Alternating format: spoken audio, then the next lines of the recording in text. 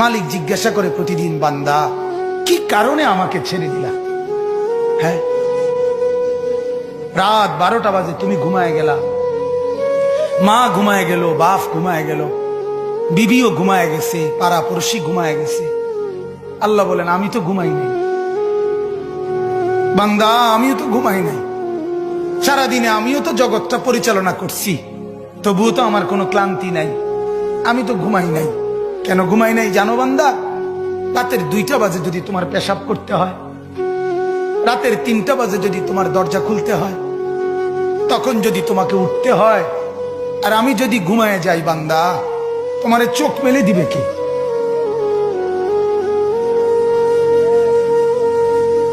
এই বাপ, চোখ মেলে দিবে কে?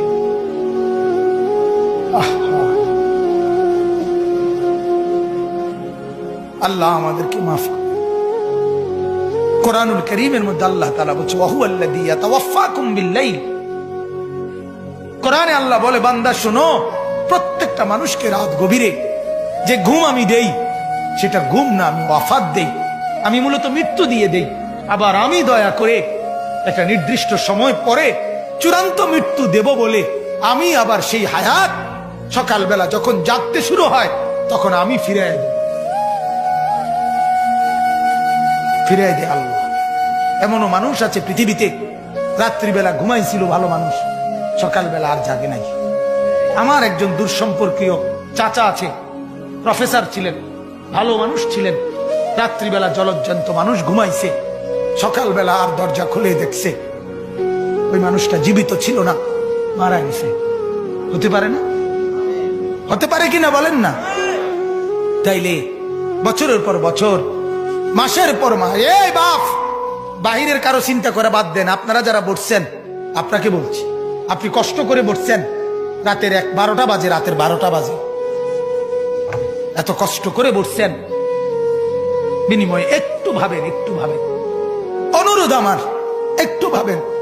আজ মাঝে মাঝে মন চায় আল্লাহর বান্দা মুসলমানদেরকে বুকে জড়ায় ধরে কাঁদি যে বাপ কেন এত ভুল করছেন, আল্লাহকে কেন এত নারাজ করছেন? যার বিবি বেপর্দা, আপনি আল্লাহকে কত পরিমাণ নারাজ করাচ্ছেন। যার স্ত্রী, যার মেয়ে বেপর্দা, আপনি আল্লাহকে কি পরিমাণ নারাজ করছেন বলেন?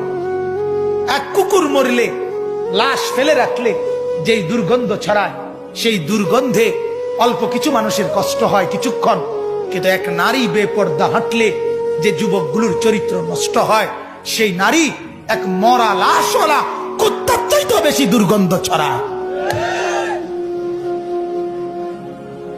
কুকুরের দুর্গন্ধ এত বেশি ছড়ায় না, বেপর্দা নারীর দুর্গন্ধ যে পরিমাণ ছড়ায়।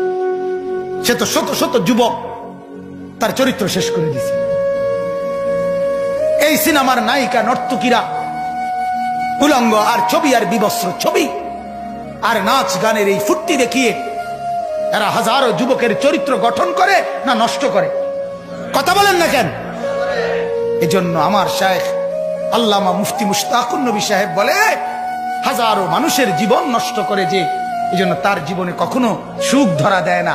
এজন্য এই পৃথিবীর জরিফ এটা, আপনি জরিফ চালায়া দেখেন, যত সিনেমার নায়ক নায়িকা, এদের জীবনের মতো দুঃখী জীবন, ব্যক্তি জীবনের মতো কষ্টের জীবন আর কারো নাই। আপনি খবর লাগান, আপনি খবর লাগান, এদের মতো লাঞ্ছনা।